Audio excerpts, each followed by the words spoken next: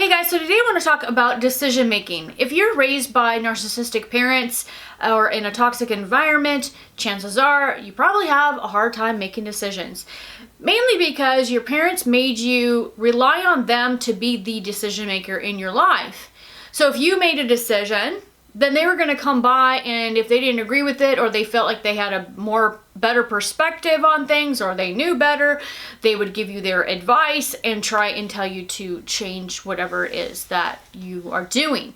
And we all know the reality of them doing that is not because they actually want you to succeed in life. It's because they want you not to succeed in life, and they want to sabotage your happiness, because you cannot be happier than them. You cannot succeed more than them unless it's going to make them look amazing and make them look good. Well, they're not going to support it. And so you really have to go through this process of learning to make decisions for yourself and really going after the things in life that you never thought that you could, right? And branching out and doing things on your own. And just, having that freedom to realize that you don't owe an explanation to anyone on this planet for anything that you want to do, that you want to try, you want to go after, and all you have to do is choose. It's as simple as that. Example of this is when I just decided I wanted to do some TV hosting. Now, I wanted to go through training and do all this stuff. I love teleprompters, and I got some opportunity to do some TV hosting over the years, and I really enjoy it. One thing that it has allowed me to do is be a little bit better with my YouTube videos and being able to learn how to speak and all that. Many of you know that I was born with a communication disability, and that's why I started doing YouTube videos. And my doctor told me at some point that I would become a genius speaker, and that would be one of my greatest strengths. So I thought, it'd be perfect for me to do TV hosting.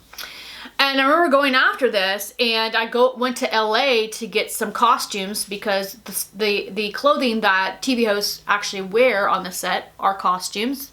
And you've got to get specific colors, and all of that. And so I went to LA to a secondhand store. It's actually a really amazing store that has secondhand stuff from movies. So everything's already tailored and all of that kind of stuff. You just kind of have to find your size and the color that you want.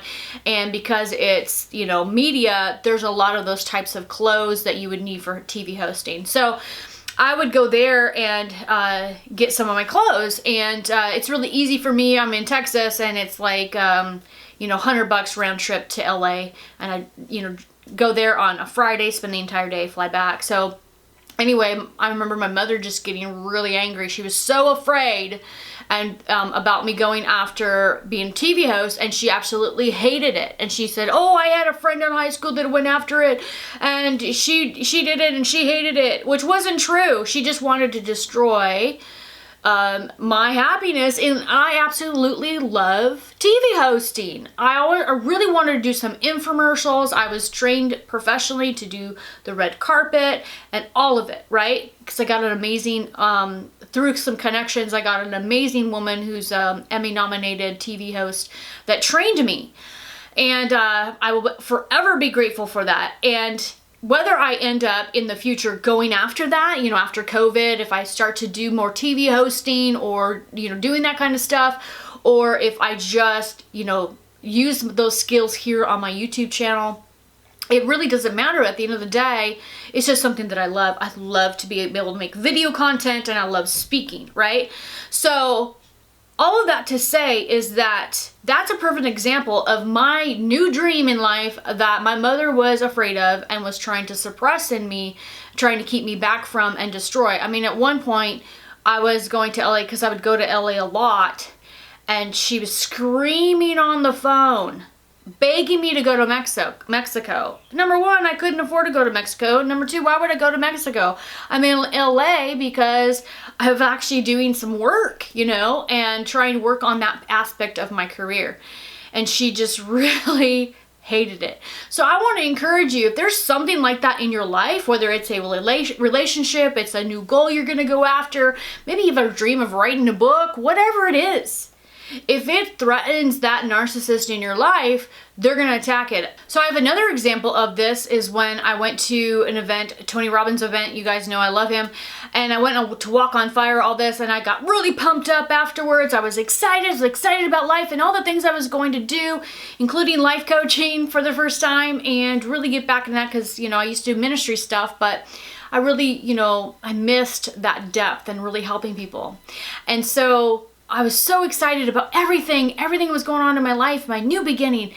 I went back to the place that I was working, which was very, very toxic environment. And I remember the CEO telling me that I was not allowed to believe these things.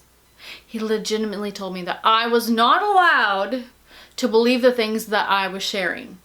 And at that point, I was like, okay, hell no, you don't get to tell me what I believe, right? And it's those types of things where they just will want to crush everything that you have, every joy that you have, everything that you feel amazing about. And as you go through and you start to investigate, all of these new things and make new decisions and really trust yourself and learn and kind of be your own mother, you'll start to realize all the things that you love in your life and what makes you you, and you really discover your identity. And the same thing is going to happen to you, where you're just going to be able to see a pattern of the things that you love in your life, the things that you really want in your life. And as you trust yourself to make decisions, you'll suddenly start to go, oh wow, this is who I am.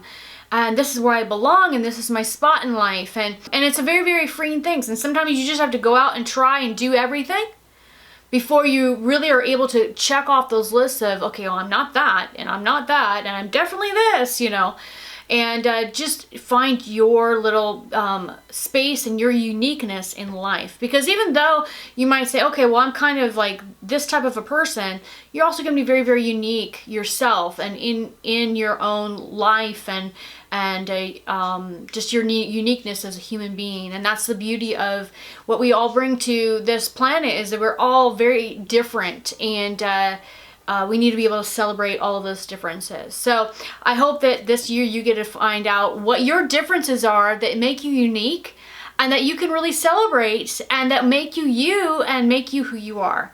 All right, guys, thank you so much for watching this video, and we'll see you next week.